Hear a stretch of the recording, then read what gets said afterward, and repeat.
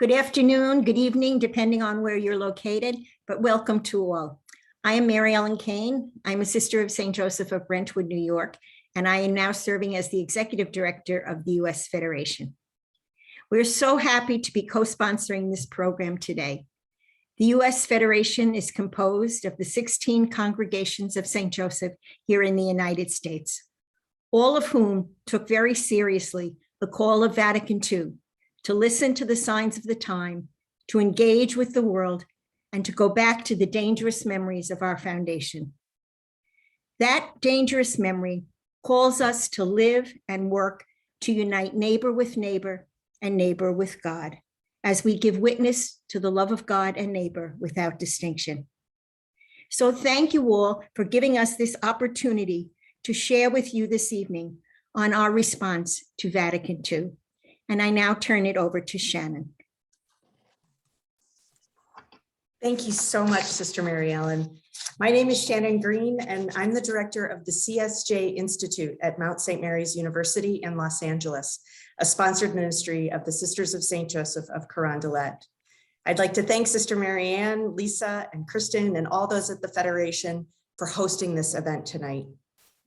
The CSJ Institute was founded at the Mount to advance our mission and charism to respond to the needs of the times, to love and serve all without distinction, and to prepare fearless visionaries for a more just future. One of our priorities since our establishment in 2016 has been our CSJ Oral History Project. In partnership with our film and television department, we have interviewed 67 Sisters of St. Joseph on camera. These interviews are transcribed and available for qualitative research, and we are able to use the footage for inspirational and educational videos, such as what you're about to see this evening. And of course, the Second Vatican Council is a pivotal moment in the lives and ministries of women religious. So we had so much material that we decided to produce a series, and we're delighted to share it with all of you, and we hope you enjoy it. So thank you so much for joining us. As we begin our evening and our afternoon together, I'd like to offer this brief prayer. And as a little shout out to, I think many of you have this book, That All May Be One, which was published by the Association of Colleges of Sisters of St. Joseph. And so I'd like to share with you a prayer that is published in here called the Charism Prayer, adapted for us by Sister Joan Mitchell. Let us pray. Let us roll up our sleeves to do all of which women are capable, as we have from the beginning. Let us divide the city for the work of mercy, as we have from the beginning. And partner with our neighbors, local and global, for the work of justice, as we have from our beginning. Let us weave community in new and expanding patterns of lace and grace, as we have from our beginning. Stir our chaos into being, Spirit of God. Hearten our struggles for inclusion. Sustain our hopes for a just and holy world. Complete the work you have begun in us. Amen. This work of the Second Vatican Council still needs to be completed in all of us as well. And I appreciate that description of dangerous memory, Sister Mary Ellen. And I think that that is what you may see and hear in the stories that are shared through this film this evening. Before we begin the series, we will have one of our sisters provide a little bit of context.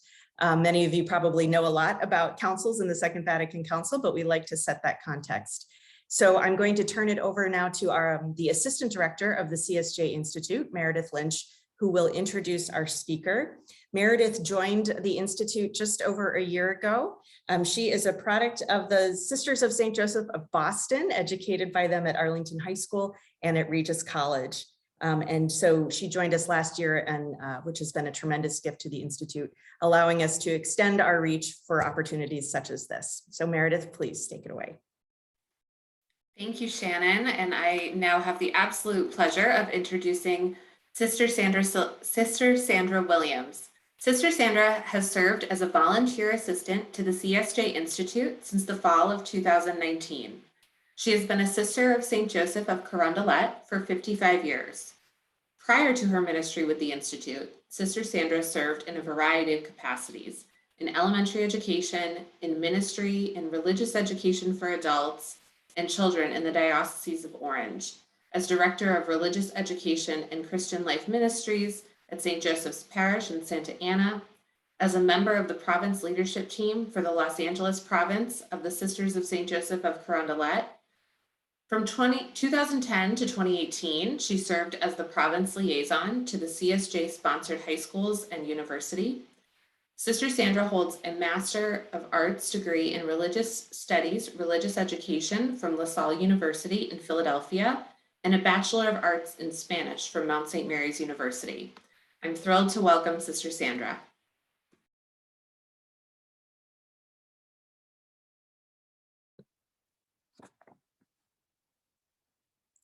Thank you, Meredith.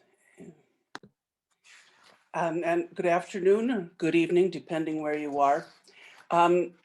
We thought it would be helpful to provide some historical context and perspective for the Second Vatican Council.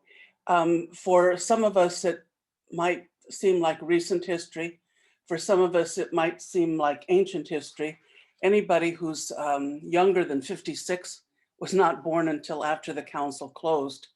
But to do that, we need to go back as far as the Council of Trent, which took place between 1545 and 1563. And with one exception that I'll refer to in a few minutes, there was no other church council between Trent and the Second Vatican Council. It was called in response to the Protestant Reformation, or as some of us of a certain vintage learned it, the Protestant Revolt. But the Council of Trent was intended to be a counter-Reformation. The church was a church on the defensive. The church perceived itself as needing to establish itself as a fortress against the world. And this mentality endured through the centuries that followed. Trent, the Council of Trent, condemned Protestantism and codified the liturgy and sacraments. The attitudes and decisions of Trent, indeed of the church itself, remained unchanged until the Second Vatican Council, 400 years later. The world, however, did not remain unchanged. So let's look at some of the realities of the world in the time of Trent. There had been no industrial revolution, no trains, planes, or automobiles. Travel was by foot, horse, donkey, cart, rowboat. There was no harnessing of electricity. Long distance communication was written or spoken and required a messenger. By Vatican II, dramatic changes had taken place in all those areas.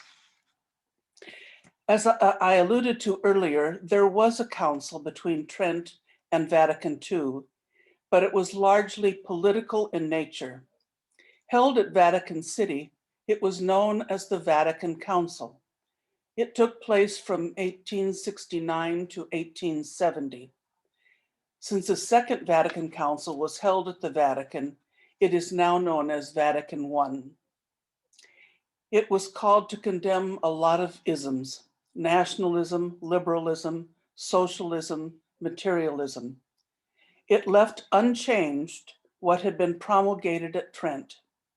It produced one document which declared as dogma papal infallibility, something not universally applauded and welcomed.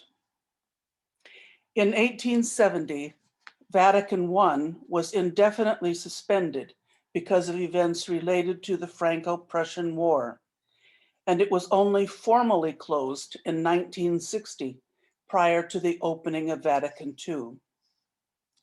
From Vatican I until the opening of Vatican II, the world experienced the invention of the automobile and air flight, World War I, worldwide economic depression, the Spanish influenza, World War II, the creation and use of the atomic bomb, major unrest in all parts of the world.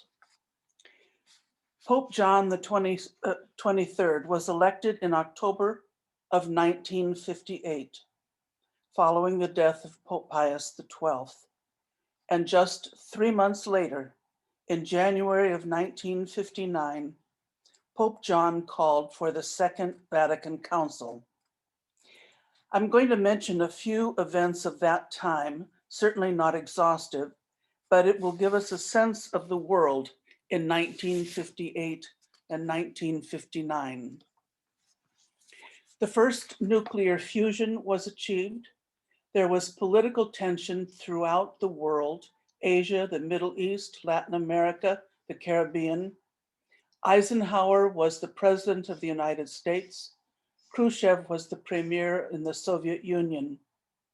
Space exploration was underway with competition between the United States and the Soviet Union. Colonies of European countries were declaring or struggling for independence. The idea for an integrated circuit on a piece of silicon was developed. Alaska and Hawaii achieved statehood. The first transcontinental jet service took place between Los Angeles and New York. The conflict in Vietnam escalated. Vice President Nixon and Khrushchev had their famous kitchen debate. Pan Am Airlines began offering the first jet-powered commercial flights around the world. All of this stands in stark contrast to the world of the 16th century. Yet the church itself had remained largely unchanged, frozen in time. It was into this milieu that John the 23rd called the church to consider its presence and role in the world. Before we begin the videos, I want to mention that there will be an opportunity for sharing observations or comments or asking questions following Mary McGlone's reflection.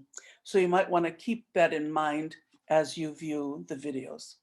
Thank you. Thank you, Sister Sandra. We appreciate you setting that context for us. We are about to start the videos, so it's a series of shorts. You'll see, I think it's 6 short videos run together concurrently. And so you can just sit back and relax, keep yourself muted.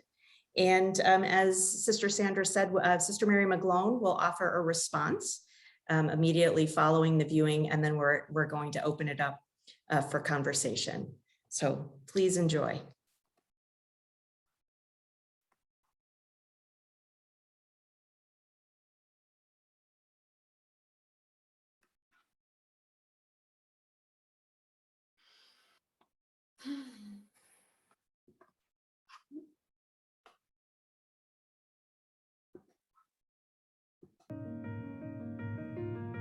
Vatican II, 1960s.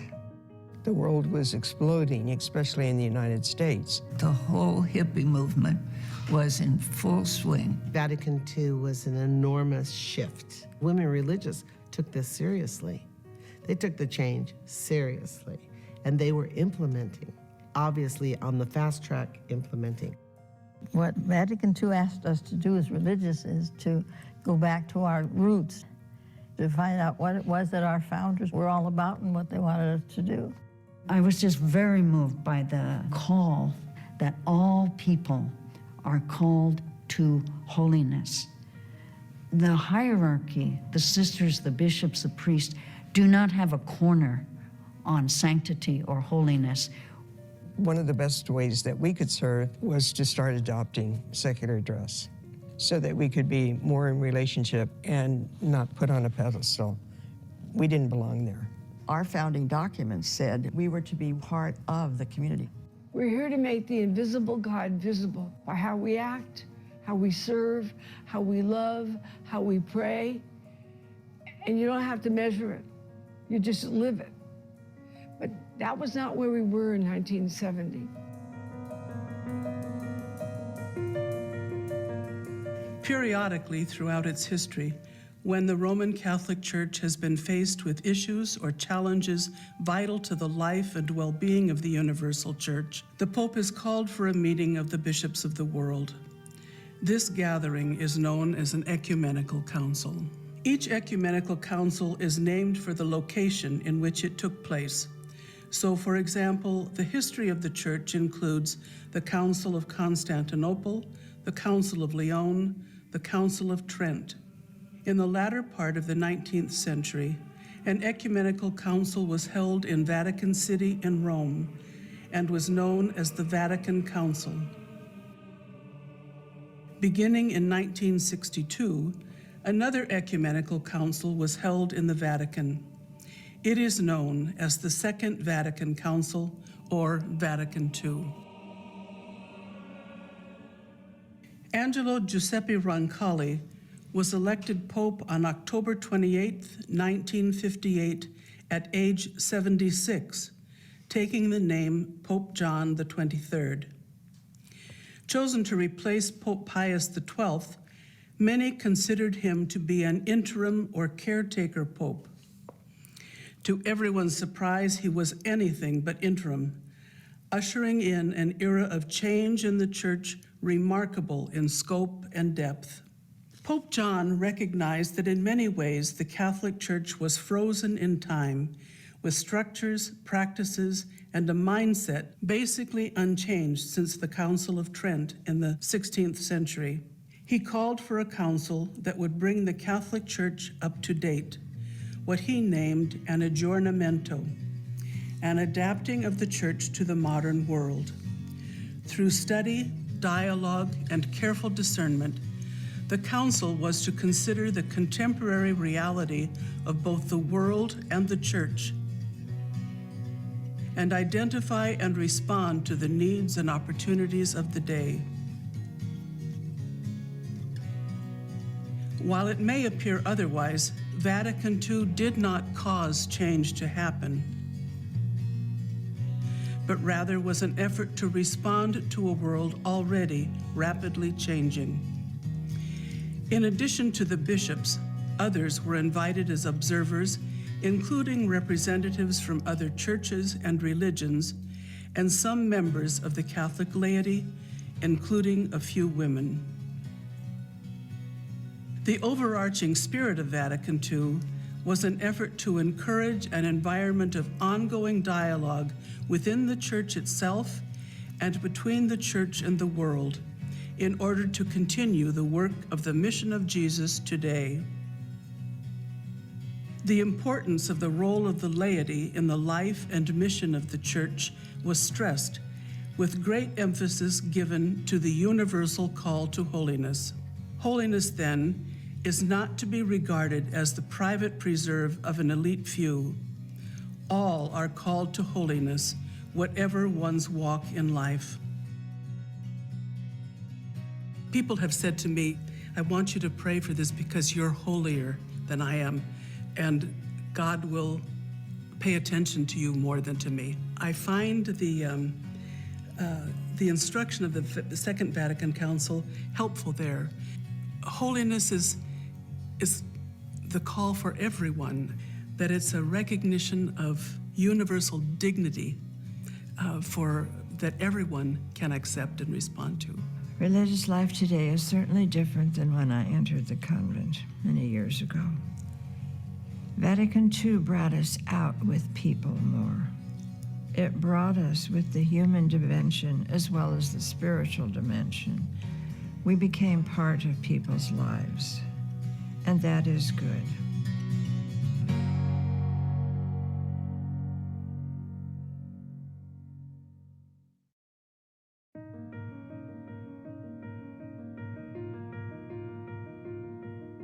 When I was in high school, I knew that I had a vocation, but it was never a question about what community I was going to. I was with the Sisters of St. Joseph. I was at home. At times, I remember thinking, this is like the military. This is boot camp. It was a shock.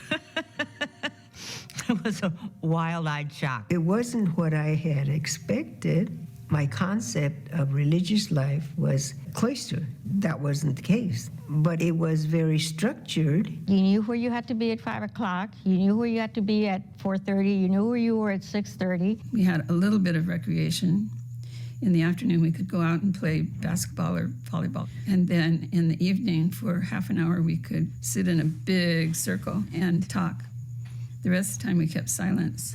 We were not to speak at certain times at all. If we met in the hall, we said, "Praise be to Jesus," and the response was, "Amen." No conversation at our dinner. Unless you had to ask for something at the discretion of the superior.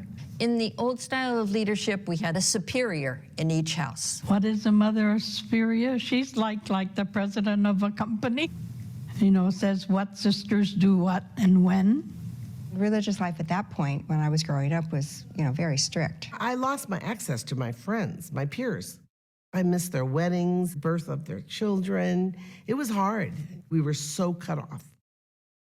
My sister's 4 years younger, and she was going to be married, and I could not go to her wedding. We couldn't have driver's licenses.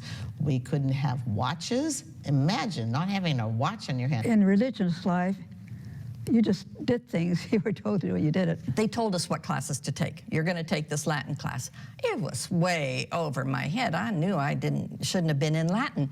So I thought, well, you got to get out of Latin then. So I went to the registrar. I told her I had to drop Latin and I'll take Spanish. I got in trouble for that. You're not supposed to make those kind of decisions by yourself. You're supposed to be in dialogue with people and let them make the decisions. In the former days, pre-Vatican II, I think discernment was done by our superiors. We were missioned and we did our work and we didn't think much about it. Teaching or nursing, were the options. I did it because that's what we did. I think everyone lost themselves. It was just part of the culture. But I always knew that I wanted to be a sister of St. Joseph. The novitiate was a big challenge for me. I just had a hard time adapting to the novice director. She had asked me to clean out a closet and move some boxes around, and I thought I had done it. Then she corrected me and said that I didn't do it right. And I said to her, but I thought, and she stopped me right there and she said, that's your problem, you are not to think.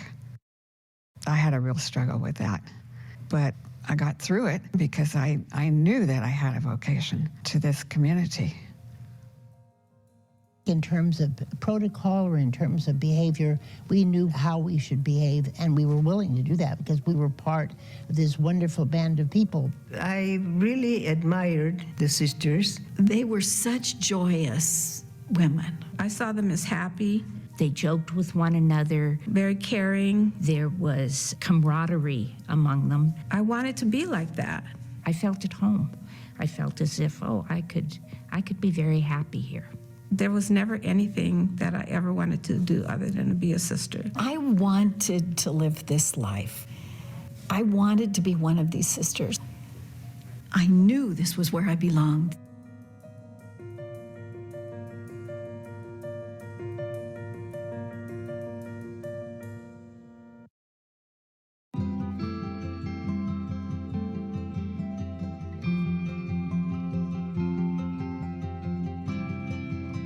I loved the changes in liturgy in the larger church. Loved it. It was so much more meaningful and still is.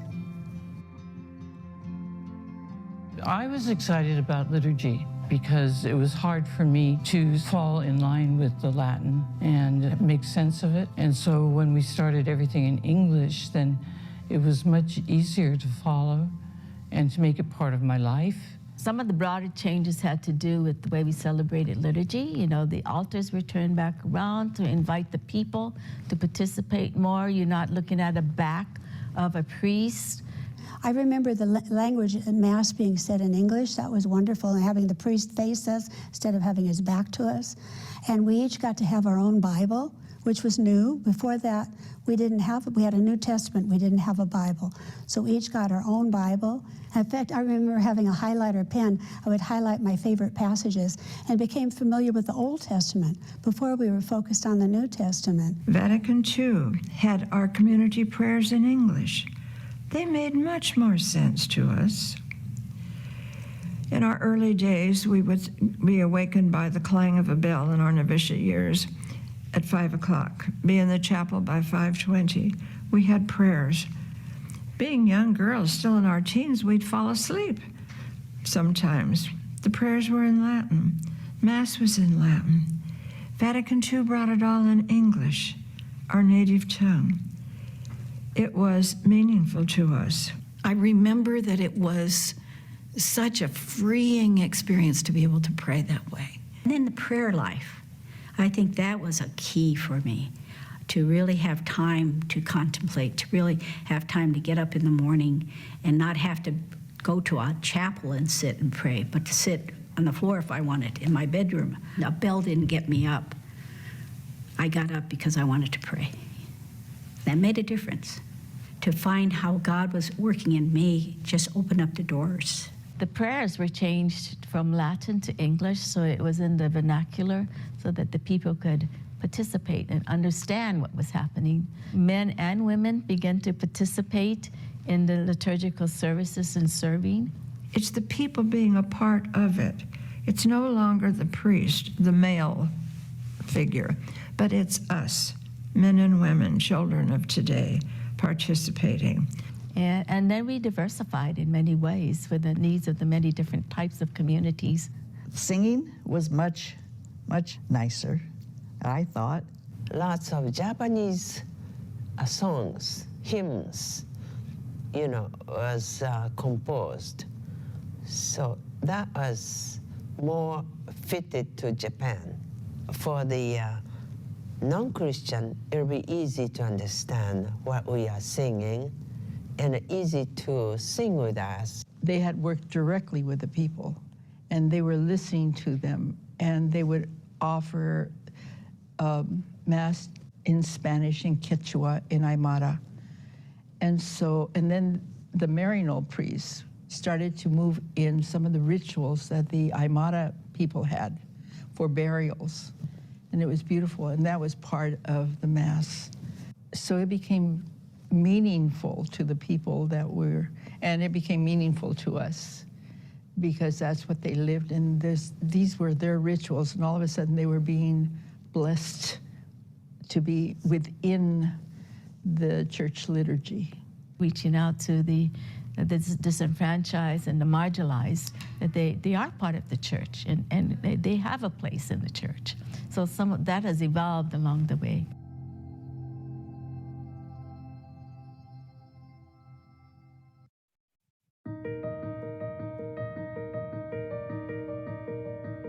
When I think of Vatican II, for us as women religious, it's change. The spirituality when I was first in community was structured. Periods of time during the day. We had the office, we had morning prayer, afternoon prayer. Prayer forms were changing. It impacted me in my prayer life, my personal prayer life, which we got more into at that time. We were starting to do faith sharing. You could use scripture for your personal prayer. We didn't have to get all of our information about God or understanding from God from other people. We could also pray and reflect and come to know some things about God. We didn't realize that was kind of avant-garde because our Sister Miriam Treese just sort of moved us into it. It made Jesus so much more available to us. Somehow, it wasn't that we had missed that, but it deepened it. It really deepened it. It was a time of starting spiritual direction. We could have individual spiritual direction. It was a time of making 30-day retreats. There were a group of us that began to do retreats for other sisters. Up until that time, it was always priests. We sisters had workshops based upon Vatican II. It was broader.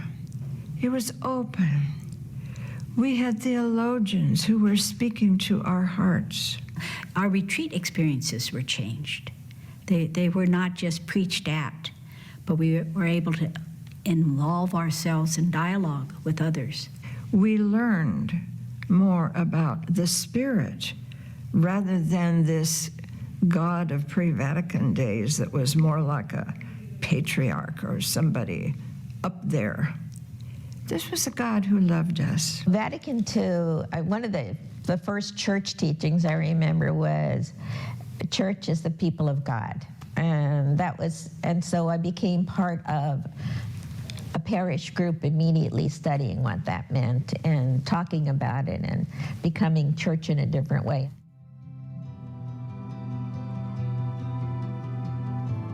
The way I think of God, the inclusivity of God's love that doesn't draw boundaries in and out, black and white, where there's room for everyone. There's a wideness in God's love that is very liberating for me, and it's made all the difference in how I view the world and other people. Motivated by love and willing to throw our lot in with other people.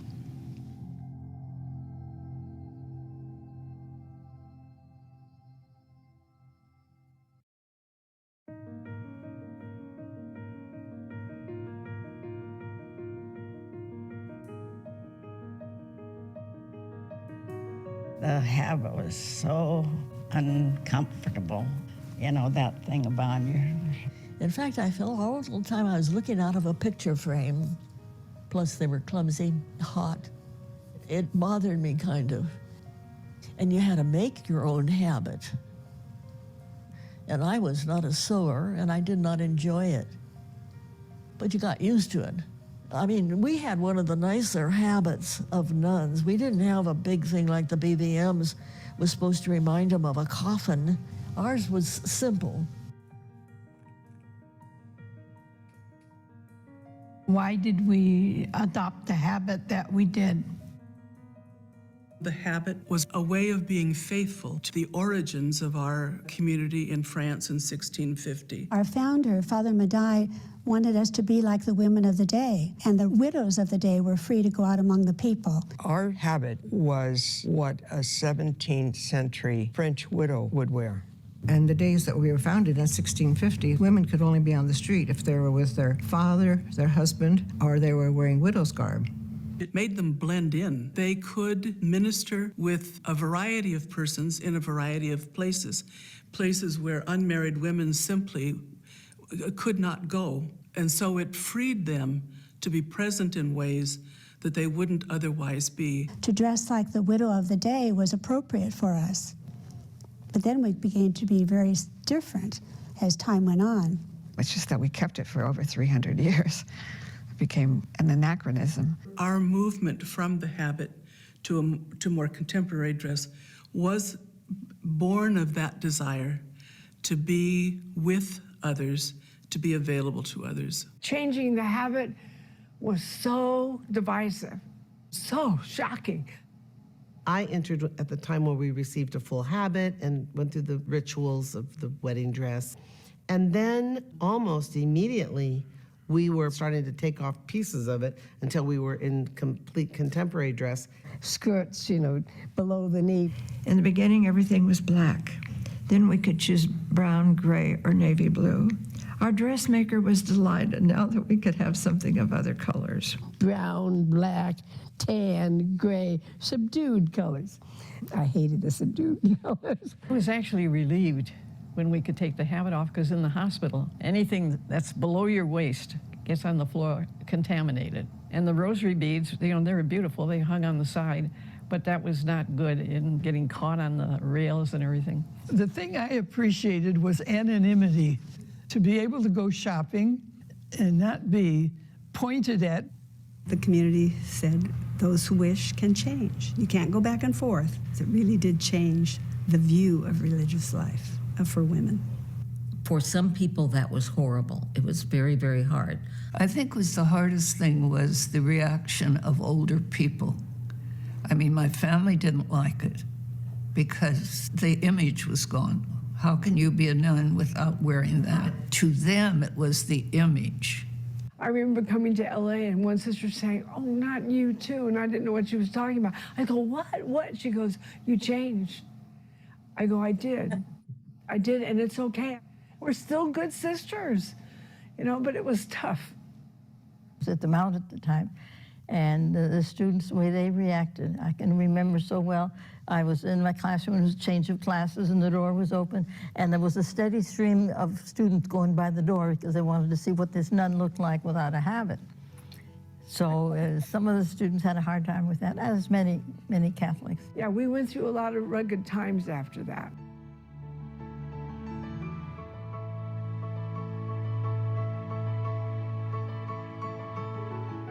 The habit is something I respect and stood for something and was holy and important in the early days, but as times had changed, it became a barrier. And some of the things we talked about in the early days was the fact that even the children were afraid of us because of the way we were dressed. And I could understand this, you know, all this garb isn't speaking to the people. And it didn't have a meaning to younger people.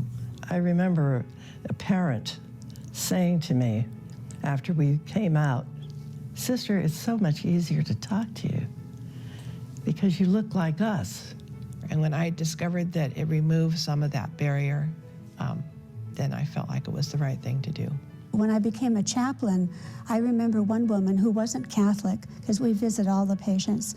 She said to me she wouldn't have talked to me if I'd been in a habit. And that was interesting, because I think we became more human. They saw us as people and not as nuns. Wearing clothes is not what makes me a sister of St. Joseph. And so I got rid of the veil and I started just being myself, a sister. What came about was really looking and examining some of the religious practices that we had that no longer matched the needs as things evolved in society. I'm grateful that it didn't become a sore point for us and in our chapters that what we wore wasn't the important thing. It was what we did.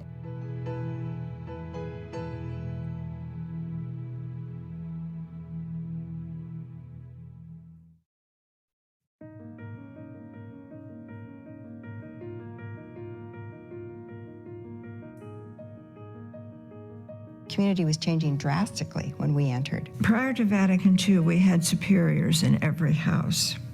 Traditionally, religious communities had a superior, and she was the one who ran the show. We asked a lot of permissions to do things. And so we thought, well, let's try group government. What does that mean? Well, you don't have one superior who has the authority. The whole group has the authority. We dialogued about decisions we had to make. No longer did we have one person who was going to tell us what to do, when and where and how. Basically, what they did is I think they freed up community so the members could be intentional. Nobody has a superior anymore. That's good. I think the way we related to one another in community and the relationship between superiors and peers or sisters, that began to be more relational, a little easier to be able to discuss things and work things out together, rather than just be told, you do this, you do that. And we got away from this authority type of figure, but something that because you were adults, that you work out together. It was great to have people who were doing what you were doing, that you could rely upon for ideas. It was great to be going someplace with others and having fun, piling into the station wagon and going off. When we could see television, we could hear the news, we could talk about what was going on. Religious orders were asked to go back to the beginnings of their foundation. But it was more than that. It was in-depth study. It was making Le Puy not just a place on a map, but something real. We realized that we had a lot of monasticism about our congregation. And we're not a monastic order. Our founders weren't monastic. They were out in the streets. These women who wanted to go out to the streets and be with the people. What Vatican II did was to call us to that, to motivate us in terms of our ministry. Before Vatican II, we were really in teaching and nursing, and that was not our call. It became possible to do other works, and people were beginning to do it, like Louise and Marilyn Rudy And I lived with Louise when the beginning of St. Joseph Center happened, seeing a need and being able to respond. We formed interest groups to further our charism of loving God, loving neighbor. From justice issues to the poor, care of the earth, the sick, the homebound, refugees. That was a turning point for me, to hear that we were not just to be teachers or nurses. We were to really look at what needed to be done and to do it.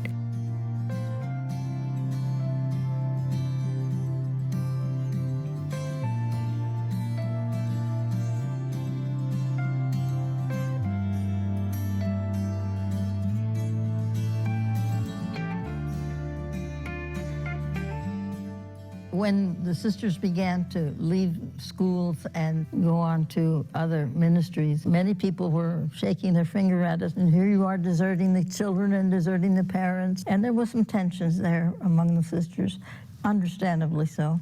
We got a lot of criticism from Catholics who were very strictly, born Catholics, and they could not understand this at all. From the clergy, who thought we were too advanced.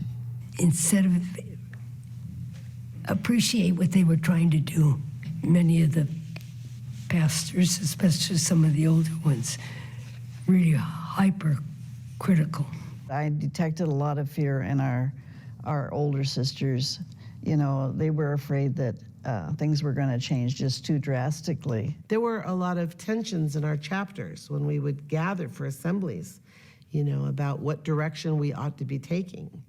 And some people wanted to move now and farther, faster, and others were like, wait, it's too fast and it's not the right path. And so we had a lot of, it was spicy conversations at the table. Friends were leaving the community. So many sisters left. It was sad. It was a very hard time for many Catholics, and it was a very hard time in the community. We weren't all in the same place, but personally, it was a very freeing experience and made a whole lot of sense. I give credit to Sister Mary Bridget and Sister Grace Hand, who were very wise leaders during those years. To this day, I'm grateful to our leaders who allowed that to happen, because it was up to them to say, yeah, you go ahead and do that, and we'll support you, and here's some seed money that you can start doing this particular type of work. I think there are periods in history you come to a point where there's a crossover. You have to leave behind some things and go forward with something new. In our own ministries, many of us left the institutions, our schools, and the hospital, and we went out trying to live the preferential option for the poor.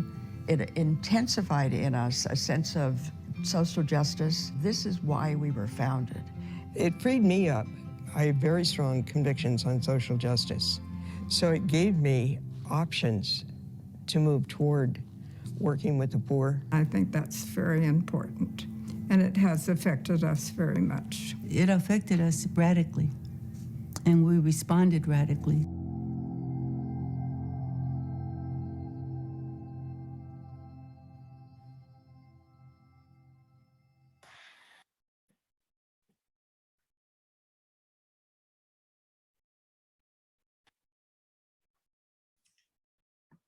Wow.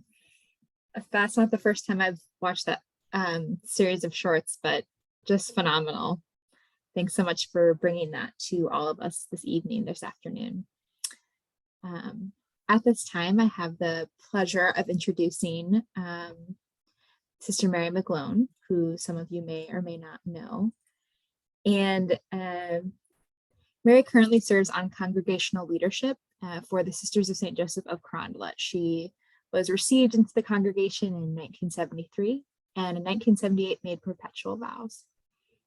You may know her from her weekly column in the National Catholic Reporter, or as the author of 2 volumes on the history of the Sisters of St. Joseph in the United States. Mary earned a doctorate in theology from St. Louis University, and has lived in various areas in the Midwest and Southwest and Peru in her ministry. And her ministry is varied, including teaching, primarily in higher education, as well as pastoral ministry, childcare, and professional writing. So please join me in welcoming Mary McGlone to offer some remarks. Well, hello. It's so good to be here. Thank you. Thank you. Wasn't that absolutely wonderful? What we just saw of our sisters. Yes, they're all Los Angeles sisters, but at the deepest level, they are sisters of St. Joseph. And so they're speaking for all of us in the charism family. And to hear their reflection on change, the massive change that happened during the Vatican II era. I think our sisters who did this project for all of us represent a real Vatican II sensibility by the very fact of asking them to reflect on their experience and to share with us the fruits of a prayerful life. This is the essence of the liberation theologies that have grown up since the time of Vatican II, be they Latin American, feminist, womanist, whatever. Those theologies have sprouted from the experience of the faithful. Theory and theology comes last, and it sprouts from prayer and commitment. As I was watching this for more than the second time, I thought what started to go through my mind was, what if it hadn't happened? What if John the 23rd hadn't come up with that idea? What if we hadn't picked up on it as Sisters of St. Joseph, as the church in the United States, as the church throughout the world? Where would we be today if that hadn't happened? Now, when I went to theology, the person that I like most as the interpreter of Vatican II is Karl Rahner, in his simple stuff, not the complicated stuff. But John O'Malley, the Jesuit theologian historian, keeps assuring us that it takes 100 years for a council to take hold. And I thought, as Sandra was talking earlier about Trent's very, very necessary reforms moved toward greater institutionalization just at the time that the church was really expanding into Africa, Latin America, and Asia. Now, if we think about today, this council and what's coming after it is happening as the world of technology explodes. And that is both helpful to evangelization, and it also makes it more difficult, especially, I think, as technology helps promote capitalism's individualism. In the realm of faith, I think sometimes that's the spiritual, not religious, which can be an expression, just a new iteration of Jesus and me spirituality, missing the invitation to community and everything that community implies. So when I turned to my friend Carl, he talked about Vatican II as the first time that there was a really world council. He also said it was the third of three important movements in all of Christianity. First was Jesus. Second was the decision at Jerusalem to not require everybody to be Jews. And the third was this opportunity that we have now that is still in the possibility of coming to fruition, of creating a really intercultural church in which the gospel is incarnate in each culture. And the church's wealth is really seen as the diversity of her members called together as we share together and influence one another, becoming more deeply ourselves because we are called forth and informed by one another, reformed through our relationships. When that starts to happen, spirituality becomes bone deep in each person and simultaneously communal. I thought about our history. I have thought a little bit about our history, how we got to the 1960s, who we were in the century before Vatican II. You know, when we look at the letter that Countess Roche-Jacquelin wrote to Bishop Rosati, trying to get him to accept some Sisters of St. Joseph, I think she described us in a way that would have made Madai proud. She said, essentially, they are sisters without precedent who do anything necessary for the dear neighbor. So beginning in 1836 in the United States, we were called forth by the dear neighbor and were among the women religious who built the institutional church in the United States. Hands down, flat out, we built it. At the request and insistence of bishops who asked the faithful to find as much money as they could beg and borrow to build the buildings. But inside those buildings, we were the ones who served. We were the heart and lifeblood of everything that was being offered. We were in constant contact with the people. The teachers saw much more of children and parents than did pastors. The nurses were much more in touch with the people than the physicians. Child care workers, well, there was never a dull moment for them, and perhaps not even a moment to catch their breath. Responding to the needs of this church and our people from 1860 to 1960, we as women religious built the institution. And in the process, or in the meantime, or as Stephen Colbert would say, meanwhile, we became increasingly institutionalized. We heard about that from these sisters who talked to us about the old ways, the constrictions of silence, habit, horarium, relying on the superior for discernment. We were told to adapt a monastic life to a school schedule. And then we even tried to make it work for healthcare and childcare, which didn't happen even as easily as school. Shortly before the council opened, Karl Rahner talked about the tragedy in the church, that the charismatic element of the church, the spirit-inspired dimension of our faith, had long been stifled by the institutional. As religious, we represent the charismatic side of the church, called to broaden the hierarchical institutional dimension. Vatican II came along and thrived in the awareness of the movement of the Spirit who calls the church into being.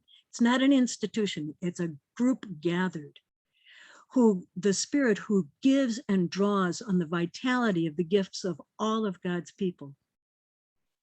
Vatican II relativized the institution, the hierarchy, the stratifications of holiness that were all based on roles, status, and separation from the world. And sisters grabbed onto this enthusiastically, intuitively, and perhaps sometimes excessively. As we returned to our sources, we saw that much of what had identified us in powerful ways had been unnecessary and sometimes even distracting. Rules and customs could overpower the core calls to divide the city, share our hearts, and serve the dear neighbor without distinction. The renewal of Vatican II came as a tremendous, soul-shaking call to authenticity and personal and communal responsibility. Our sisters moved into the change. Over the decades, we began to get it. We figured out that the essence for us is that we are called together to move always toward profound love of God and neighbor. It starts with God, with the empowering Spirit who empowers us to follow the call of Jesus. As time went on, as one of the sisters said, no more superiors. We exercised authority by moving beyond both imposition and total relativism into real reciprocity, the mutual influence through which we all listen to the Spirit and all become different and all become transformed. We as sisters, for sure our congregations, have been practicing the synodal or collegial element of Vatican II that got shoved into dark corners until a Latin American got elected Pope. We call it shared authority. He calls it synodality. We changed, feminizing the institutional models that had formed us. And then we began to hand over our institutions, trusting that if they are of God, the Spirit will call forth the style of leadership needed to keep them going. In conscious and unconscious imitation of our first sisters in Le Puy, we began to seek and respond to the unmet needs, making good use of the freedom that's ours from vowed life in community. What we've heard has been a history of radical change, or perhaps better understood as a radical deepening of our call. Knowing from our bones that the time was right, we excitedly joined in the movements of the Spirit, and it was exciting. Now, as the Spirit calls more people into apostolic action, our particular vocation to unifying love has become even clearer. Newer members are bringing us new sensibilities, while the Church, led by Francis, is embarking on a revitalization of Vatican II. Change and renewal, letting go of forms to tap into the deeper meaning they were meant to express, were the calls of Vatican II, and we are still doing it. Today, the Church is calling us to live in the joy of the gospel, to work with others to cherish and protect all of creation, as we say, Laudato si, mi Señor, praise to you for our common home, and realize that every word of that is vital. Synodality, perhaps another way of talking about unifying love, awakens us to an ever deeper appreciation of how the Spirit invites us to grow in global solidarity and love, finding that the more we cherish one another from different cultures, the more deeply ourselves we become. And all of that as we move toward the wonderful depth and complexity that Jesus envisioned as he prayed, Father, may they all be one. And so, as our sisters did in the 60s, we're invited to pick it up again, so that in 50 years, others will say, I can't imagine what it would have been like if they hadn't moved forward. Thank you.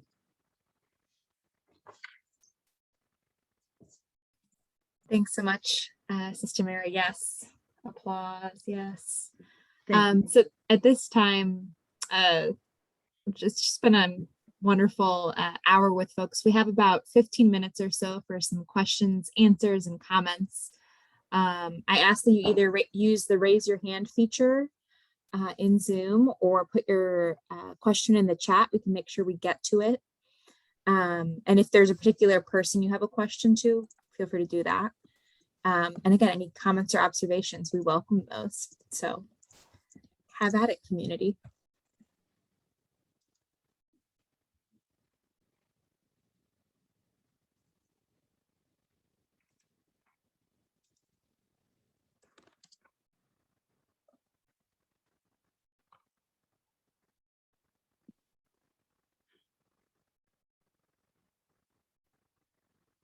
Yes, Linda Stapleton. Saw your hand, thank you. This was fabulous to hear the voices, to hear the perspectives. Just being someone who was there right at the transition time, it was just beautifully done. I have to say, and this doesn't take anything away, but I was a little bit disappointed not to hear something about the formal association of lay men and women in the associates programs that are alive and well, I think, in the congregation.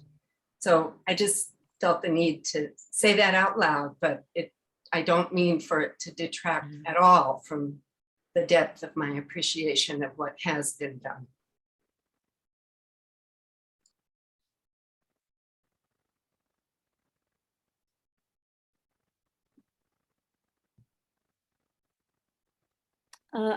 I'd like to, here I am. I'd like to, first of all, say hello to Mary McGlone. And Hello. Hi, Mary. And also, just to pick up on your, what I thought was very astute connection of our charism, unioning love, another way of talking about synodality. I've been reading and trying to follow, so much of what is being written and said now about the synod. And I think that the ways that we have developed in our interior life, our life of prayer, and a way of contemplative dialogue has really positioned us in a key moment in the church to participate in the synod in ways that could be very helpful. And I know that I know the congregation of St. Joseph, I believe, has a coordinator for a synod response. At Marguerite O'Brien that told me that. And I think it's really important for congregations, all congregations, to be able to respond. I know that some will respond through their parish communities, but how that information gets passed on by the pastor to the diocese, to the bishop, it's not that I don't trust the link, but I think it could be a little, I think we could offer such fresh and life-giving perspectives because of all of the change that women religious especially have experienced, women my age, in the last 50 years. So thank you so much for making that connection because I'm feeling it. Thank you. Thank you. Go ahead, Therese. Did you call my name? Yeah. Go ahead. I just want to say thank you to Linda Stapleton for bringing up the associates. I think what you have done is an absolute treasure and blessing to our province and to the Sisters of St. Joseph. But like Linda, I can honestly say that our director, Denise Ginty, has done an absolutely fabulous job in working with the associates and their presence that's just abounding in every bit of direction. So I just want to say thank you for that.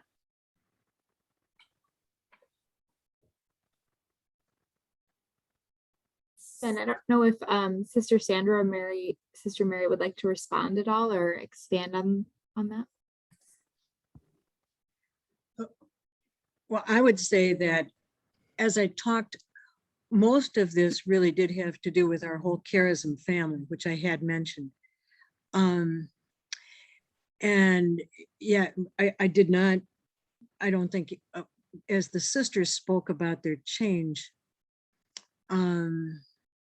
they were speaking more about community life. And that's not to say that association hasn't been a very big part of that. I don't know if Sandra wants to make a comment. I'll say, I think in many ways it is unfortunate that it isn't part of this video series. On the other hand, the content of this video series was edited from the actual interviews. So it may well be that that the importance of the associate relationships simply did not emerge in the original interviews. So it's something we need to attend to as life goes on. Thank you very much for that. If I could just chime in, as I'm the chief interviewer of the sisters, and everybody answers more or less the same questions, which is why Vatican II, of course, has a huge bit of content around that in terms of the responses of the interviews. And we don't ask about association in terms of the associates directly, but we ask about how are you feeling about the future of the charism and the future of religious life and vocations, and different sisters, depending on their own relationships, answer that differently.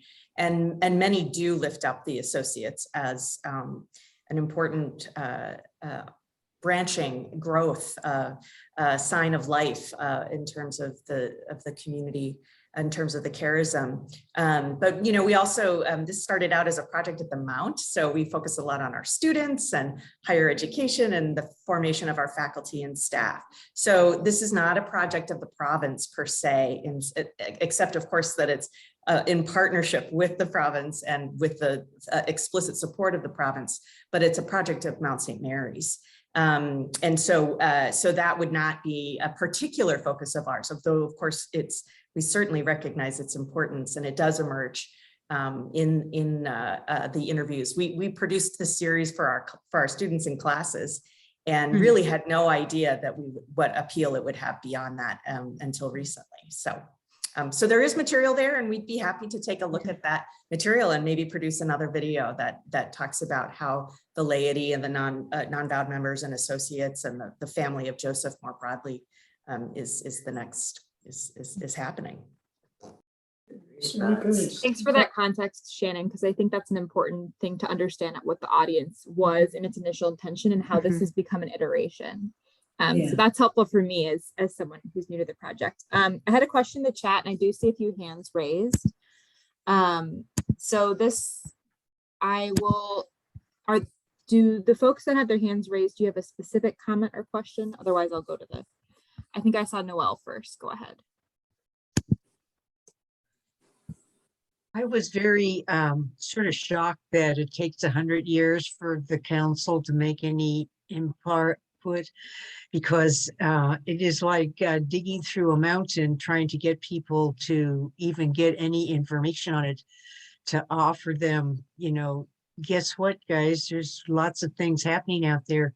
So I think we could be very helpful in this synod thing that's happening, whether it's through our congregation and the parishes, because I'm still waiting for something to come down from the diocese in Tucson, and there's nothing happening. So I need to get in there and volunteer to say, can I be of some help? And would you call on the sisters and the theologians of this, their congregations to help on this, because they're all teachers and they would know a good process of how to get people to start chatting.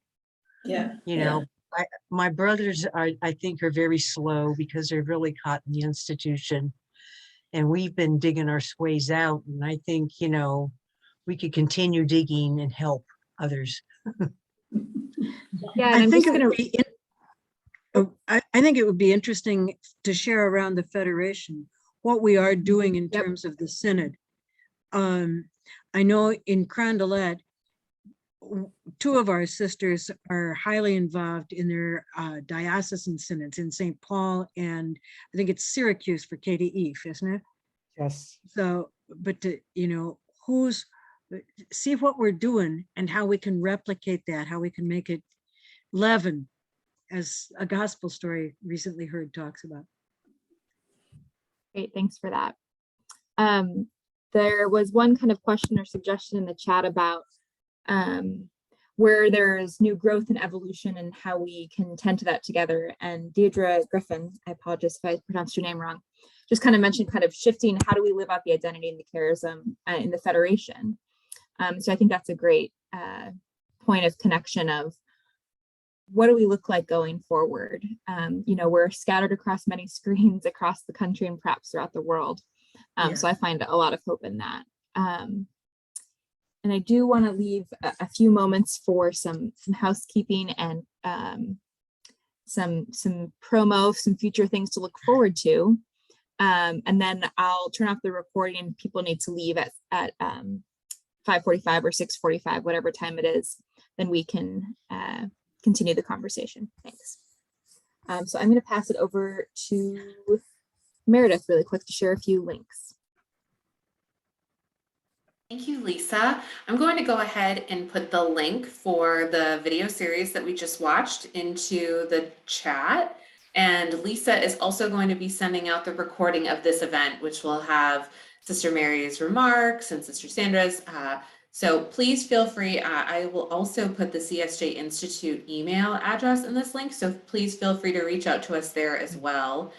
And yeah, thank you so much for being with us today. It was an absolute pleasure to see so many faces, including my dad, who is zooming in from Cape Cod, Massachusetts. So thank you, Dad, for being with us. Love that. Got to shout out the family. The other thing I'd like to promo from around the Federation is a new Lunch and Learn series we're going to be offering in the month of November. November has been designated since 1990 as Black Catholic History Month. And so we want to celebrate that and honor that. And still working out a few logistical details around speakers, but I'm going to drop a link to the registration for it. It's free. It's open to anyone. We're going to have it on Zoom. It'll be about 30 or 40 minutes. So kind of short if you need to take a quick break from your regular activities. It's also going to be live streamed on Facebook. So there's many different ways to catch it. So I'm going to drop that registration link in the chat. And you will also get all of these links in the follow-up email once the recording becomes available. So if you don't snag it now, don't worry about it. But it's been just such a delight. So I just want to thank once again all of our contributors, to Meredith and Shannon out in LA, to Mary McGlone, Mary Ellen Kane, to Sister Sandra, and I'm Lisa. I'm in Milwaukee, Wisconsin, so side of the country there. But it's been a delight to share space with everyone tonight. And I'm excited to see where this continues to evolve in our new ways of understanding our charism. So take care, everyone. Thank you. Do a wave. You can come off mute and say thank you. Bye. Thank you, Lisa. Yes. Thank you, Mary. Bye. Thank you. Thank you. Thank you. Thanks, everyone. Thank you, Mary. Thank you. Bye, everyone. Bye. Bye.